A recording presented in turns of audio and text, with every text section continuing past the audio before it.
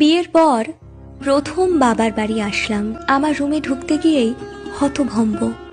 মাকে গিয়ে বললাম, মা, আমার রুমে ভাইয়া থাকে না? মানে ভাইয়ার রুম তো ছিলই, আমার রুমটা কেন নিতে হবে? দূর পাগড়ি মেয়ে, বাবার বাড়িতে মেয়েদের নিজস্ব বলে কিছু থাকে নাকি? স্বামীর সংসারই তো এখন তোর সংসার। মনের মধ্যে তীব্র ব্যথা চেপে রেখে বললাম, এখানে যখন আসবো থাকবো কোথায়?